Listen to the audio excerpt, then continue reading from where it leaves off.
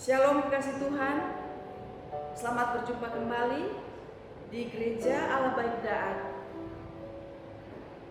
Terima kasih buat kesempatan yang diberikan untuk saya dari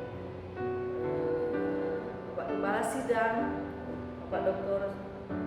Sudarso Susilo, Kepala Sidang GAP Daat. Pada saat ini memberikan waktu untuk kita bisa merenungkan firman Tuhan bersama-sama. Tapi sebelumnya mari kita berdoa. Terpujilah nama-Mu Tuhan Yesus Kristus, Tuhan kami yang ajaib dan luar biasa. Engkau dahsyat Tuhan Yesus, Engkau mulia, Engkau kudus, Engkau agung Bapa. Kami mau merenungkan sebagian firman. Kami rindu akan Engkau terus Tuhan. Kami percaya Engkau ada bersama kami. Engkau yang sudah menjadi milik kami dan kami adalah milik-Mu terutama ya Bapa. Kami mengucap syukur, kami mau merenungkan firman-Mu Tuhan oleh anugerah-Mu. Kami siapkan hati kami hanya untuk Engkau Tuhan Yesus Kristus. Di dalam nama Tuhan Yesus Kristus kami mau sambut kebenaran firman-Mu, urapi kami Allah Roh Kudus agar kami bisa mengerti sebagian firman-Mu dan kami bisa menjadi pelaku-pelaku firman-Mu oleh anugerah-Mu. Terima kasih Bapa, kami mengucap syukur di dalam nama Tuhan Yesus Kristus yang sudah menjadi juru selamat kami yang hidup. Haleluya, amin. Puji Tuhan. Terkasih Tuhan, lama kita tidak berjumpa, tapi saat ini kita berjumpa kembali dengan hati yang gembira, dengan penuh sukacita, dengan keadaan sehat karena anugerah Tuhan Yesus Kristus. Kasih Tuhan, sebelum saya menguraikan kebenaran firman Tuhan ini, tentunya saya harus memberitahu kira-kira judul apa untuk kita pelajari hari ini. Nah, saya akan beritahu judulnya adalah hak milik. Mari kita melihat dulu di dalam Roma 14 ayatnya yang ke-8. Di sini dikatakan kekasih Tuhan, demikian firman Tuhan, sebab jika kita hidup untuk Tuhan, dan jika kita mati untuk Tuhan. Jadi baik hidup atau mati, kita adalah milik Tuhan. Amin. Kekasih Tuhan, kenapa judul saya berikan hak milik? Hak milik seperti contoh, orang memiliki sebuah perusahaan, itu adalah hak miliknya dia. Ada banyak hak milik rumah, hak milik, apalagi kasih Tuhan, toko. Banyak sekali yang menjadi hak milik setiap orang yang mempunyai sesuatu. Nah, kita ini adalah seperti firman Tuhan katakan tadi, sebab jika kita hidup oleh Tuhan, dan jika kita mati untuk Tuhan, dan kita adalah milik Tuhan. Kekasih Tuhan, kita adalah milik Tuhan. Jelas-jelas firman Tuhan berkata dalam firman Tuhan yang tertulis dalam Roma 14 ayat 8 dikatakan, kita adalah milik Tuhan. Kita bukan barang yang murahan kekasih Tuhan. Kita milik Tuhan ini, pemiliknya adalah Tuhan pencipta seluruh sekalian alam, Tuhan pencipta dunia ini, Tuhan yang memiliki surga, Dia yang memiliki kita. Jika Dia yang memiliki kita, kita tidak bisa dirampas oleh siapapun. Kalau kita ada di dalam genggamannya Dia, di dalam lindungannya Dia, di dalam hadiratnya Dia, di dalam kedaulatannya Dia, karena kita adalah milik Tuhan. Kekasih Tuhan, kita akan masuk di dalam ayat yang berkata, sebab jika kita hidup untuk Tuhan. Mari kita pelajari kekasih Tuhan. Yang pertama, tentang hidup. Kita lihat di dalam bahasa Yunani, arti kata tentang hidup itu adalah zoe atau zomen atau zoe. Kasih Tuhan. Itu kalau secara biologis dikatakan bios, hidup itu biologis atau gambar hidup fisik tubuh kita. Itu artinya dalam bahasa Yunani, kekasih Tuhan. Nah, hidup kita ini kita harus mempersembahkan kepada Tuhan, karena hidup kita ini adalah milik Tuhan, bukan milik siapa-siapa ataupun milik pribadi kita sendiri. Karena Tuhan yang menciptakan manusia. Pada waktu Tuhan menciptakan dunia ini, pertama Tuhan ciptakan alam semesta dan terakhir Dia ciptakan manusia Adam. Itulah sebabnya ada kehidupan kekasih Tuhan di dalam tubuh kita. Awalnya tubuh ini tubuh yang fana, tubuh yang tidak berguna, tubuh seperti patung, boneka, seperti popi yang dibentuk. Tetapi pada waktu Tuhan memberikan nafasnya kepada Adam, maka Adam itu menjadi satu, ada kehidupan. Nah, itulah sebabnya kekasih Tuhan dikatakan dalam bahasa Yunani adalah zoe atau zomen. Bios, hidup secara tubuh, biologis. Gambar hidup kita, itulah arti kata Yunani kekasih Tuhan, ciptaan Tuhan dalam hidup kita. Maka kita jadi hidup, dari lebu tanah menjadi hidup kekasih Tuhan. Hidup ini bukan milik kita, tetapi milik Tuhan. Kita adalah milik Tuhan. Kita harus ingat terus itu, kita adalah milik Tuhan. Waktu hidup pun kita milik Tuhan. Sekarang kita masih hidup atau sudah mati kekasih Tuhan? Secara jasmani kita hidup kekasih Tuhan. Masih hidup, masih bernafas. Seperti saya, masih bisa berbicara, berkata-kata, memberitakan kabar baik. Itu adalah anugerah Tuhan. Masih tandanya masih hidup kekasih Tuhan. Nah, kalau kita hidup ini semua untuk Tuhan, apakah kita masih bisa punya kesempatan untuk mengatur hidup ini? Apakah kita masih punya kesempatan seenaknya untuk kita mau lakukan sesuatu? Seperti contoh, kalau kita merasa kita milik Tuhan, tentu kita tidak boleh bertindak serampangan. Tentu kita tidak boleh kekasih Tuhan untuk seenaknya, seperti kita membunuh, mencuri, atau kita melakukan hal-hal yang tidak benar, tidak sesuai firman Tuhan, melanggar firman Tuhan. Kita tidak bisa lagi melakukan sesuatu yang seenaknya, serampangan, karena kita adalah milik Tuhan. Kita adalah hak milik Tuhan, kasih Tuhan. Namanya hak itu seperti orang sudah dibeli. Sesuatu yang dibeli berarti sudah menjadi milik orang yang membeli itu. Sama dengan kita, Yesus Kristus telah membeli kita dengan harga mahal, dengan darah Yesus.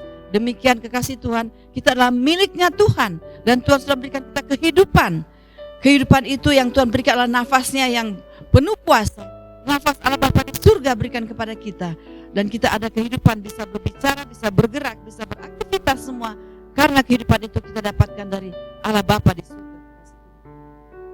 Demikian kekasih Tuhan dalam tubuh manusia itu, di dalam kehidupan manusia itu ada 3 unsur, roh, tubuh, jiwa, dan roh. Secara manusia jasmani kita hitung dari tubuh, jiwa, dan roh. Kalau tadi kita sudah berbicara tentang zoe atau zomen, bios, biologis, itu secara tubuh, jasmani.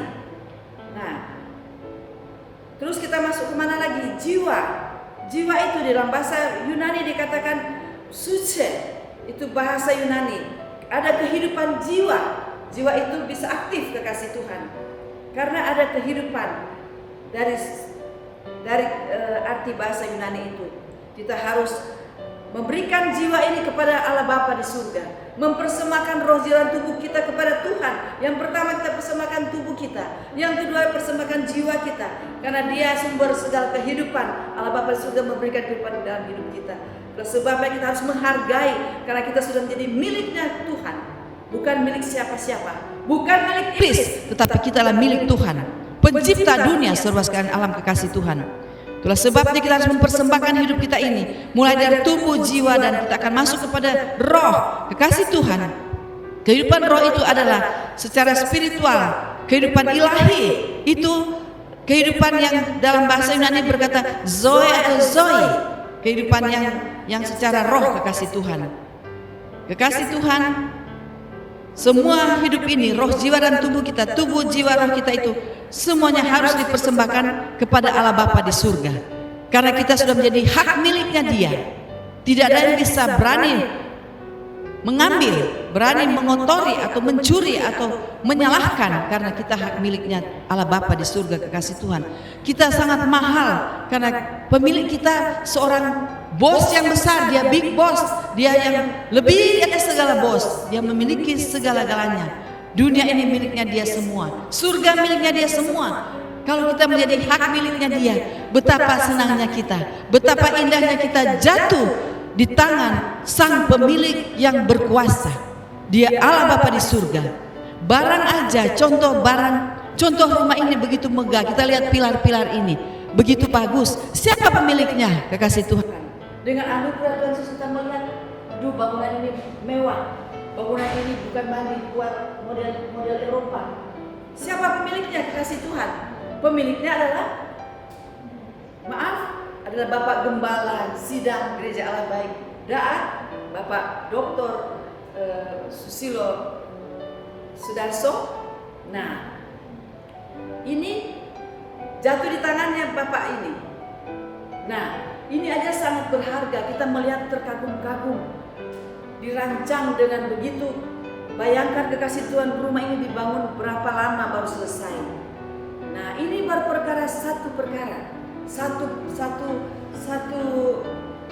kalau barang satu item, satu unit. Nah, sekarang kita ini, siapa pemilik yang memiliki kita? Siapa? Yesus kan, Allah Bapa di surga kan, kekasih Tuhan. Itulah sebabnya kita jangan merasa kecil, jangan kita merasa susah, jangan kita merasa sedih, jangan kita merasa kita tidak bisa berbuat apa-apa, karena kita adalah menjadi hak milik dari Allah Bapa di surga. Kalau Dia pemilik kita, berarti Dia yang berkuasa dalam hidup kita, bukan kita yang berkuasa dalam hidup ini.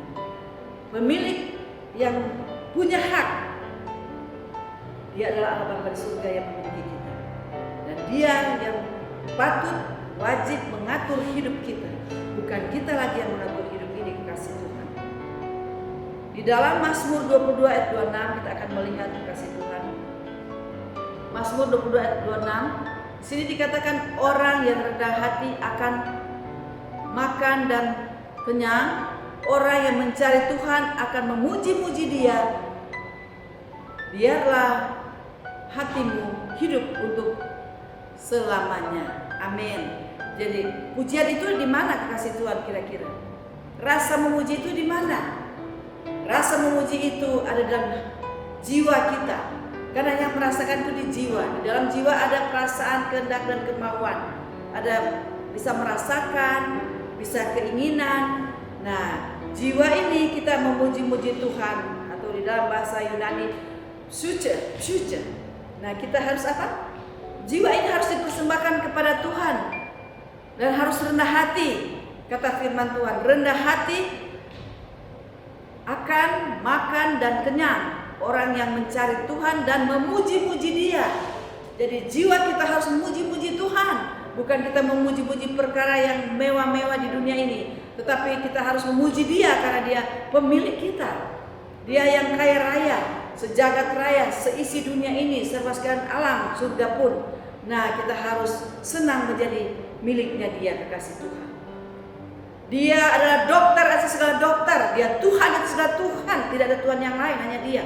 Dia adalah raja atas segala raja, Dia pemimpin atas segala pemimpin. Betapa bangganya kita dimiliki oleh Dia, Allah Bapa di surga.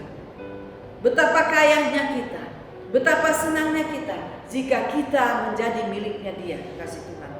Itulah sebabnya kita harus mempersembahkan tubuh kita, jiwa kita, dan kita mempersembahkan hati kita kepada Tuhan, kekasih Tuhan. Karena kita sudah menjadi miliknya Dia. Dia yang sudah membeli kita. Kita tidak punya hak untuk mau menawarkan diri kepada siapa lagi. Kalau kita mau menawarkan diri kepada siapa lagi, berarti kita lepas dari kehakmilikan Tuhan.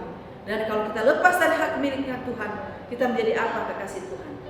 Sudah pasti kita menjadi barang yang murah, bukan barang yang mahal lagi. Karena pemilik dunia serba sekalian alam ialah Allah Bapa di surga yang memiliki kita, dan hak miliknya Dia kita. Kalau kita mau keluar dari genggamannya Allah, manusia diberikan free will, hak bebas. Kalau manusia tidak mau menjadi hak miliknya Allah, maka berarti manusia itu jatuh di dalam hak miliknya setan, hak miliknya iblis. Sedangkan iblis itu sudah dicampakkan ke bumi. Nah, kekasih Tuhan, kita harus apa? Kita harus mengakui bahwa kita akan menjadi hak miliknya Dia. Sebab jika kita hidup untuk Tuhan, dan jika kita mati untuk Tuhan. Baik hidup atau mati, kita adalah milik Tuhan. Puji Tuhan, selama hidup ini kita adalah milik Tuhan. Tidak lagi yang kita harus takuti, kekasih Tuhan. Waktu kita sakit pun kita percaya kita milik Tuhan. Kalau kita milik Tuhan, apakah segala dokter tidak akan menyembuhkan kita? Yang jelas Dia pasti bisa menyembuhkan kita. Kalau kita milik Tuhan, kita berdagang, apakah Dia tidak bisa memberi modal kepada kita? Pasti Dia bisa memberi modal kepada kita. Kalau kita milik Tuhan, kita mau berjalan kemanapun, apakah Dia tidak mengirimkan pasukan malaikat yang kudus menyertai kita? Pasti Dia mengirimkan malaikat yang kudus menyertai kita. Asalkan kita percaya bahwa kita adalah miliknya Dia. Dia Allah Bapa pencipta dunia serba sekalian alam yang menjadi hak miliknya Dia kita ini. Kita tidak bisa lagi seperti seorang budak. Kalau sudah dibeli, sudah hak tuannya. Tuhan kita adalah Allah Bapa di surga, kekasih Tuhan.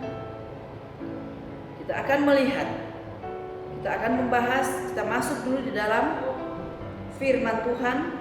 Mazmur 21 ayat 46. Mazmur 21 ayat 4b, kasih Tuhan dikatakan, hidup dimintanya daripadamu, engkau memberikannya kepadanya, dan umur panjang untuk seterusnya dan selama-lamanya. Amin. Kalau kita menjadi milik Tuhan, kita akan umur panjang selama-lamanya. Umur panjang di perkara hati kita selama-lamanya. Kalaupun mati, pasti ada kehidupan yang kekal.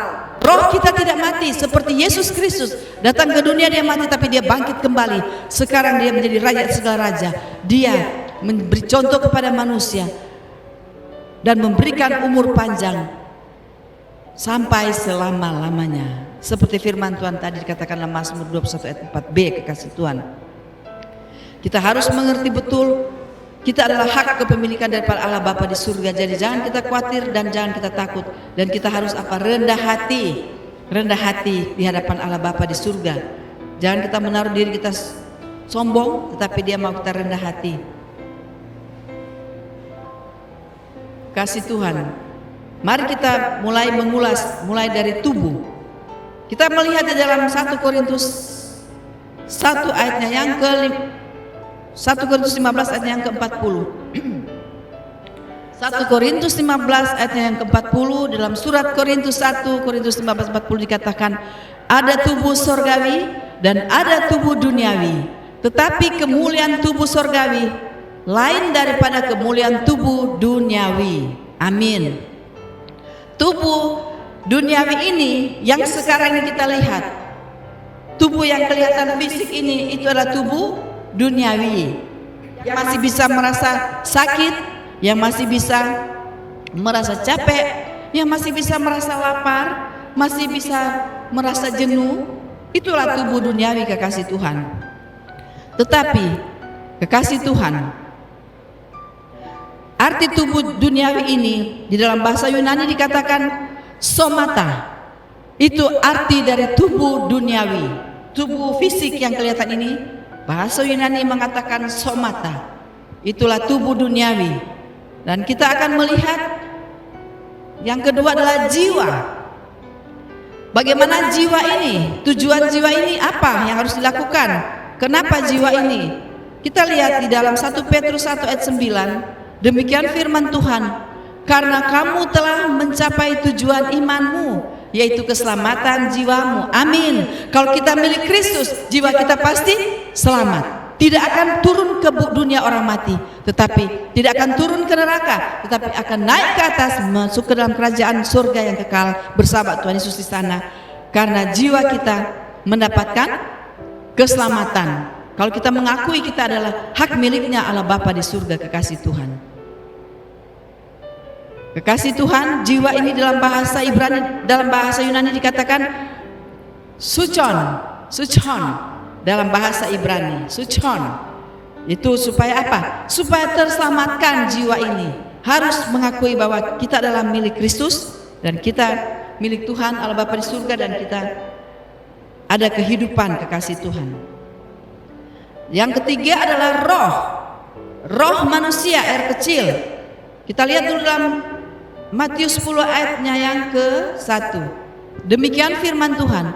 Yesus memanggil ke-12 muridnya dan memberi kuasa kepada mereka untuk mengusir roh-roh jahat dan untuk melenyapkan segala penyakit dan segala kelemahan.